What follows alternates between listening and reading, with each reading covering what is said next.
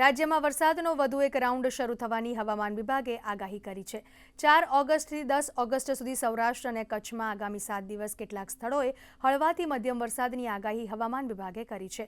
દરિયાકાંઠાના વિસ્તારોમાં steep pressure ગ્રેડિયન્ટના કારણે મજબૂત પવનો ફૂંકાઈ શકે છે। પવનની દિશા મુખ્યત્વે દક્ષિણ પશ્ચિમ તરફની રહેશે। માછીમારો માટે ચેતવણી જાહેર કરવામાં આવી છે। અમદાવાદ શહેર માટે વાદળછાયું વાતાવરણ રહેશે, જ્યારે અમદાવાદના કેટલાક વિસ્તારોમાં વરસાદી ઝાપટા પડવાની સંભાવના દર્શાવાઈ રહી છે।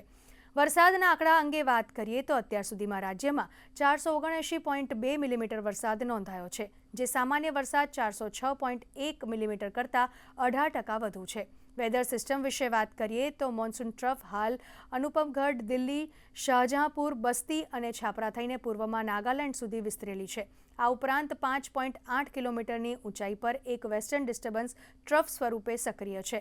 ઉત્તર પૂર્વ રાજસ્થાન પર 1.5 કિલોમીટર સુધી, સૌરાષ્ટ્ર કચ્છ પર 5.8 કિલોમીટરની ઊંચાઈએ તેમજ પશ્ચિમ મધ્ય બંગાળની ખાડી અને આંધ્રપ્રદેશના કાંઠા વિસ્તારો પર 4.5 किलोमीटर સુધી साइक्लोनिक सर्कुलेशन सक्रिय है। अभी एक हफ्ता के लिए जो हमारा पूर्वानुमान दिया गया है 4 से लेकर 10 अगस्त तक, इसमें इक्का दुक्का स्थानों से लेकर कई जगह में गुजरात रीजन में हल्का से मध्यम बरसात का संभावना रहेगा और सौराष्ट्र कच्छ में इक्का दुक्का स्थानों में हल्का से मध्यम बरसात का संभावना बने रहेंगे।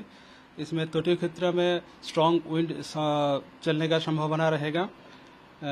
अभी जो पवन का दिशा रहेगा मेनली दक्षिण पश्चिम दिशा से पवन चलेगी और स्टीप प्रेशर ग्रेडियंट के कारण जो स्पीड रहेगा 15 से 20 नॉट गास्टिंग टू 25 नॉट तक जाने का संभावना रहेगा। अहमदाबाद के लिए आज जनरली क्लाउडी स्काई का पूर्वानुमान दिया गया है और 1-2 स्पेल्स रेन थंडर का भी संभावना रहेगा।